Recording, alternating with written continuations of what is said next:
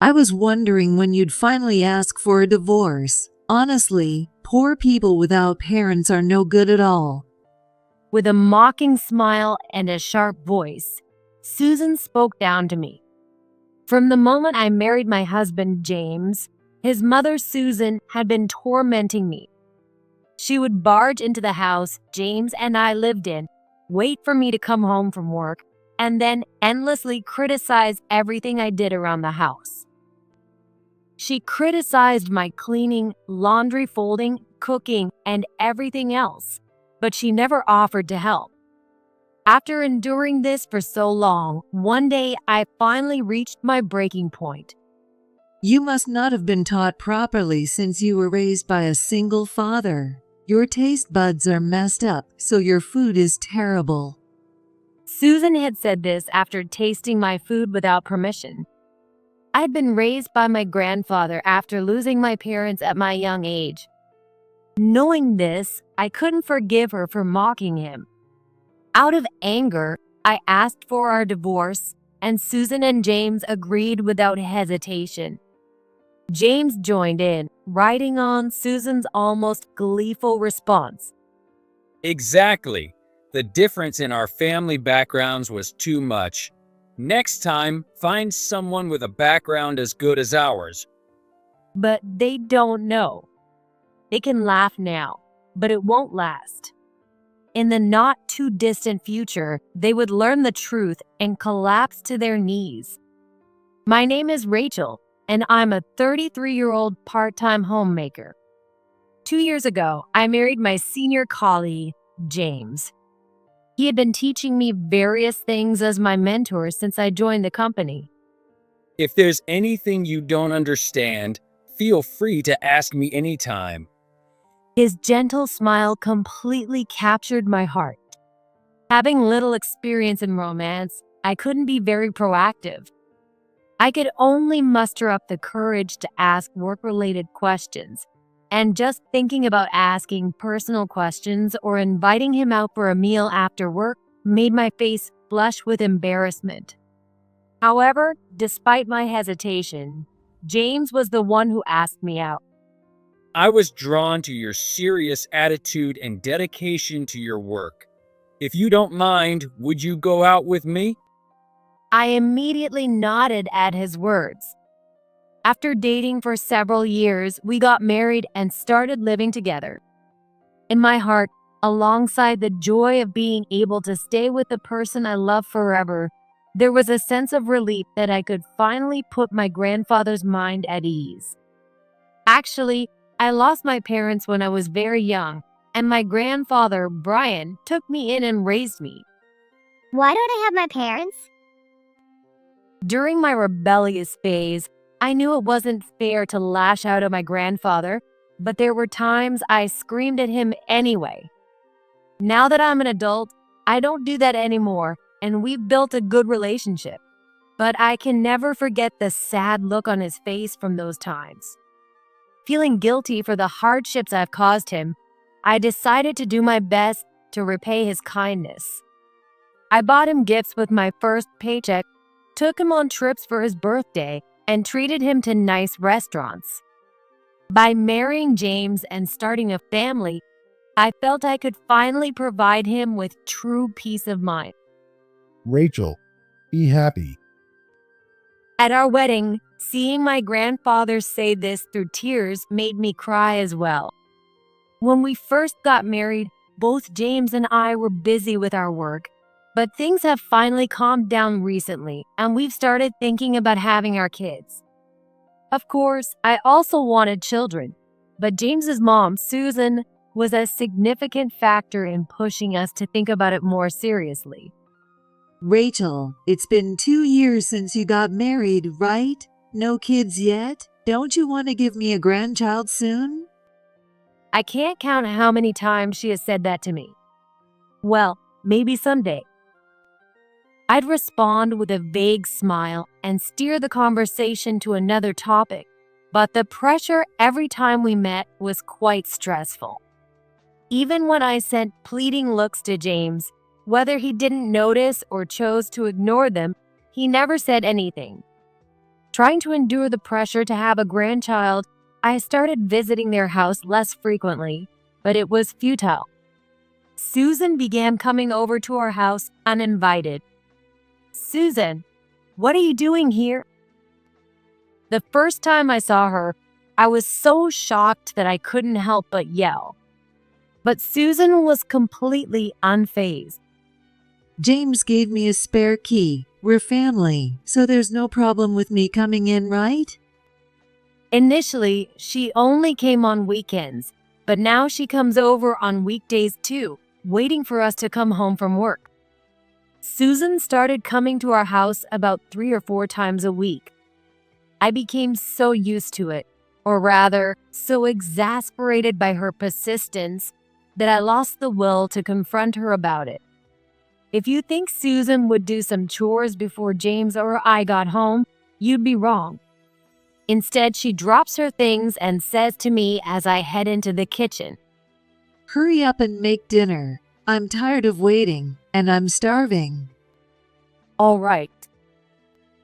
I would obediently respond, but inside I was sighing deeply. I tried arguing back, but that would only result in a long lecture.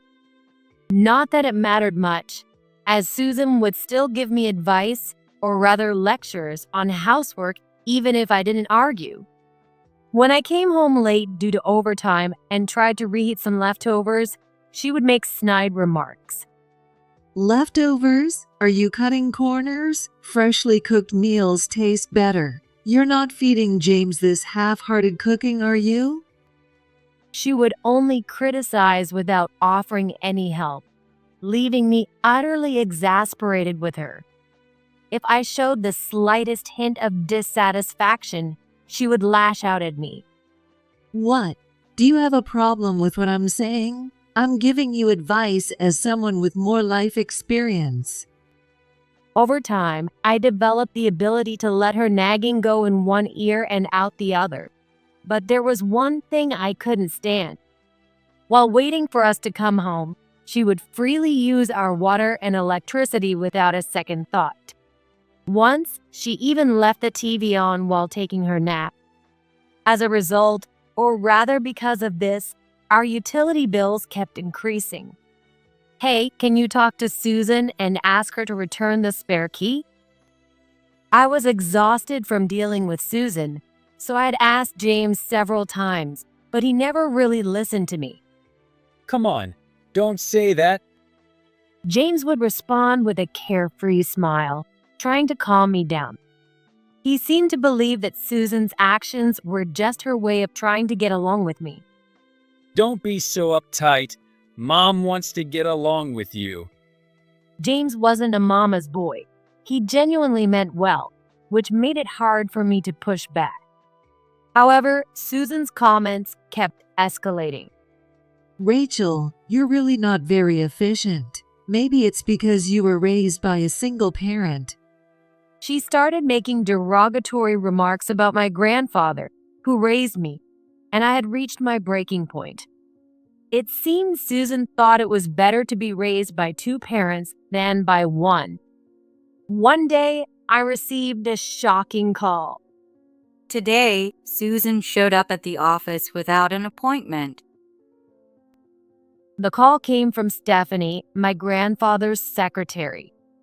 Even though I couldn't see her face over the phone, her tone made it clear that she was very displeased. What? For what reason? I was worried that she had gone to my grandfather to say the same nasty things she always said to me. I bet Rachel is really inefficient. You were her guardian, right? What kind of upbringing did you give her? I could imagine Susan spouting these words with a sneer on her face.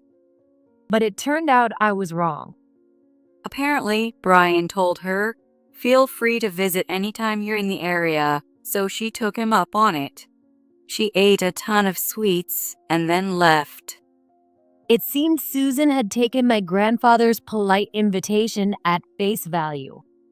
I got some delicious treats from Brian's company. He told me, feel free to visit anytime you're in the area. How kind of him. As usual, Susan was waiting for us at our house, and as soon as I opened the front door, she happily reported this to me.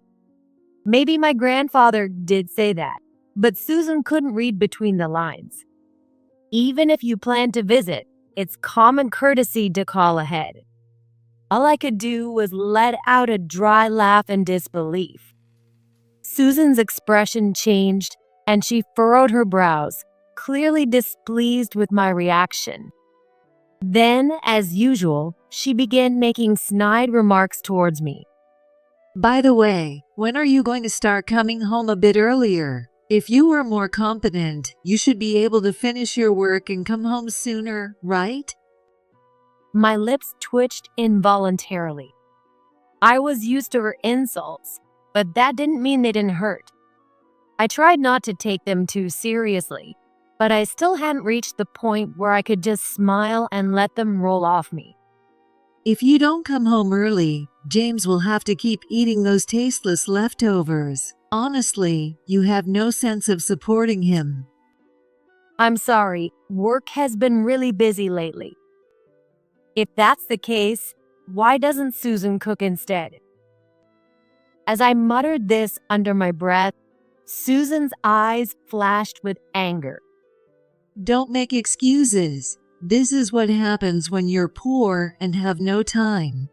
It's because you were raised by a single parent and lacked money. I couldn't hide my confusion at her words. I opened my mouth to respond, but all that came out were meaningless words like, well, and so. You take after that your guardian, Brian. Sure, he was kind, but his company was old and small. It probably never did well. His clothes were always shabby. Couldn't he even afford new ones? I couldn't stand her insulting not only me, but also my grandfather. Stop speaking ill of my grandfather. What do you even know about him? I raised my voice. This seemed to anger Susan, who then wore an openly furious expression. Oh my, talking back to your mother-in-law? How rude. Apologize immediately. Say, I'm sorry for being so disrespectful. I stood my ground, glaring back at Susan. Insulting my beloved grandfather and then demanding an apology from me was absolutely wrong. It wasn't me who lacked common sense. It was Susan. What are you looking at? You're really infuriating. Susan shouted at me.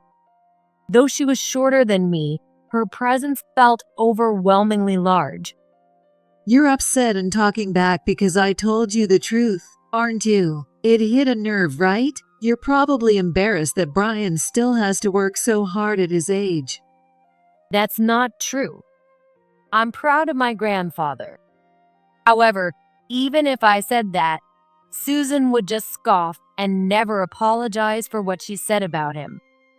Oh, maybe it's not Brian you're ashamed of, but yourself. It's embarrassing to be so poor that he still has to work at his age, isn't it? Susan's baseless assumptions left me too drained to argue anymore. That's enough. I sighed loudly enough for her to hear and retreated to my room. After that day, Susan's attacks on me intensified. Along with that, she started spending even more time at our house. Hey, you're doing it wrong. Redo it right now. If she didn't like the way I did housework, she'd immediately start yelling. From snide remarks about dust in the corners and sloppy folding of laundry to unreasonable demands like rearrange the furniture because I don't like it, she constantly criticized me. If I tried to say anything, she'd cut me off with a loud lecture. Over time, I realized that if I kept my mouth shut, her lectures would end in about 15 minutes. It wasn't a comforting realization. So, whenever I heard Susan start yelling, I would clench my teeth and stay silent, enduring her tirades. The lectures always happened when James wasn't around. Susan came over uninvited again and lectured me. What should I do? I had told him, but he would always side with her and never support me. I understood that if I just endured it, everything would be fine, but I couldn't accept it, and I started crying secretly in the bathroom late at night. Finally, my stress reached its limit, and I couldn't take it anymore. It was yet another dinner with Susan and James, probably the 100th time or more. Of course, I hadn't invited Susan. She just showed up uninvited as usual. While I was setting the table with the food I had prepared, Susan began picking at the dishes before everyone was seated. I furrowed my brows, but quickly shook my head to dismiss it, knowing that if Susan noticed my change in expression, it would lead to another tedious lecture. What is this food? It's awful. Recook it. You must not have been taught properly since you were raised by a single father. Your taste buds are messed up, so the food is terrible. Susan, who had been picking at the food, spewed insults accompanied by a coarse, loud laugh. The moment I heard her, something snapped inside me. I experienced firsthand what it meant to reach the breaking point. Yes, my grandfather raised me. So what? Gender has nothing to do with it. My grandfather raised me with love and care. Stop insulting my family. Even after shouting, my anger didn't subside, and I was left breathing heavily as if I had just finished a workout. Susan and James looked shocked for a moment, but then their expressions changed to mocking smiles. Seeing this, I realized with dismay that my feelings hadn't reached them at all. Please divorce me. I can't stay with people who endlessly belittle others like you two. Oh, I get it. When I asked for our divorce, he agreed surprisingly quickly. In fact, they looked almost satisfied, as if they'd been waiting for me to say it. I was wondering when you'd finally ask for a divorce. Honestly, poor people without parents are no good at all. I'm glad you said it first because I was worried your bad luck would rub off on us. Exactly. The difference in our family backgrounds was too much. Next time, find someone with a background as good as ours. Susan was her usual self, but James seemed like a completely different person from before we got married. The kind mentor who helped me with my questions was gone.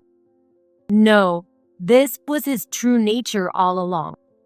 Well, now that it's settled, pack your things and get out of here, you jinx. While being insulted, I packed my things and called my grandfather to come pick me up. I bit my lower lip hard, determined not to respond to any more insults. Nothing I said would get through to these heartless people. When my grandfather called to say he had arrived, I opened the front door without a word. There he was, standing with a worried expression, looking at me. Susan, noticing this, smirked and made a snide remark. Oh my, Brian, how kind of you to come pick her up. You probably have to get up early for work again tomorrow, right? Poor people never get a break. Hearing this, Stephanie, my grandfather's secretary who had come with him, clenched her fists in anger. Without warning, she pulled a prepared divorce agreement from her bag and handed it to James. How thoughtful of you to have this ready. So kind. Yes, it saves us the trouble. Laughing with Susan, James immediately signed the divorce papers. Their expressions were completely different from those of mine, my grandfather, and Stephanie. We maintained an emotionless, stoic look, as if all feelings had been wiped away. I'll submit the divorce papers for you. All right, thank you. Now, hurry up and leave. Thank goodness your poor blood won't taint our family. It seemed she couldn't resist getting in one last dig. Even though I glared at her with all my might, Susan remained unaffected. I'll go ahead with Brian to bring the car around. With that, my grandfather and Stephanie left. For some reason, James and Susan followed us to the entrance of the apartment building. What, did you think we'd let you leave without a proper farewell? It's the least we could do. Susan's words were transparently insincere, revealing her true intent to mock my grandfather and me. I chose to stay silent, knowing it was futile to argue, but seeing my grandfather mock was unbearable. I turned to confront the two of them, but Stephanie stopped me. She was smiling broadly for some reason. I'll go get the car, so you keep your temper under control. With that advice, she headed toward the parking lot. Misunderstanding her departure as a retreat, Susan and James continued to laugh heartily. Then a luxury car pulled up and my grandfather stepped out. Seeing this, their eyes widened and they were drawn toward it. Wow, this car must be incredibly expensive. No way someone as poor as him bought this. He must have rented it to show off. They just couldn't resist mocking us. As I got into the car, my grandfather and I exchanged knowing smiles. Stephanie, observing this, crossed her arms and muttered cryptically. This is just the beginning. The next day, while visiting my grandfather's company for some errands, I noticed commotion near the lobby. Though I was some distance away, the sounds echoed clearly through the lobby. Get Brian out here now. We know he's in there. Hearing those shouts, I put a hand to my forehead. Peeking from behind a pillar, I saw Susan and James causing a scene. Let go of us. Security guards were holding them back as they flailed their limbs. Other employees kept their distance, watching the spectacle unfold. What are they doing here? Are they so upset about the luxury car from last night that they came to verify if it really belonged to my grandfather? They must have nothing better to do. Feeling exasperated, I approached them and asked, "What are you doing?" My voice, devoid of any warmth or emotion, came out flat and detached. They turned to me and shouted, Get Brian out here. We know he's here. Your grandfather. I let out a laugh at Susan and James's misunderstanding. Irritated by this, their eyebrows twitched in annoyance. My grandfather isn't here. His actual office is in the building next door. Next door? What? What do you mean? Actually, the place we were in was used by only a select few. My grandfather's office was in the high-rise building next door, which is quite rare in this area. Both this building and the one next door are owned by my company. As he spoke in a low voice, my grandfather appeared in the lobby. His usually calm demeanor was replaced with a terrifying expression, his brows and eyes furrowed in anger. Seeing the terrifying expression my grandfather hadn't shown the previous day, Susan and James were left gaping like fish begging for food. They had been so smug and condescending before. My grandfather strode over to them and glared down. Still tall and imposing, his presence was overwhelming. Susan and James were left gasping for air, unable to speak. I could barely hear their strained breaths. I never expected to be looked down on just because of the appearance of my company. What kind of mindset do you have? Well, we weren't really looking down on you. Susan desperately tried to make excuses. But her weak attempt was so absurd that I almost burst out laughing. If that wasn't a condescending attitude, I'd love to know what kind of attitude or words truly look down on people. The scenes of Susan and James hurling insults at my grandfather and me are etched firmly in our minds. From the moment you visited the company without an appointment, I felt something was off. For someone with no sense of common courtesy, you have no right to lecture others about it. As my grandfather confronted Susan, James began to slowly back away, perhaps trying to escape. However, the security guards didn't let him escape and blocked his path, glaring at him. My grandfather sighed once and continued speaking. He explained that he had originally lived a bit farther away, but when my stress reached its limit, he prepared to establish a new company nearby to give Susan and James a taste of their own medicine. That's impossible. Susan, finally able to raise her voice, shouted loudly. Though it wasn't cold, her lips had turned pale and were trembling. It was as if she had just gotten out of a freezing pool. Until a few months ago, you were working in an old, run-down office. There's no way you could set up a new office in such a short time. Don't try to act all high and mighty just because we mocked you. My grandfather responded calmly. The rundown office you're talking about was the first workplace started from scratch by Rachel's biological grandfather. I kept it because it had sentimental value. The word rundown was emphasized excessively. While my grandfather didn't see it that way, it conveyed his frustration and sadness at being mocked by Susan. What? Biological grandfather? What are you talking about? This makes no sense. Susan collapsed weakly to the floor, clutching her head in confusion. She muttered incoherently, glancing back and forth between my grandfather and me. Ignoring her gaze, I suggested to my grandfather, "Since they don't seem to believe it, why don't you show them around the building next door?" Indeed. My grandfather said with a smile, gesturing toward the entrance of the building. If you'd like, I can give you a tour.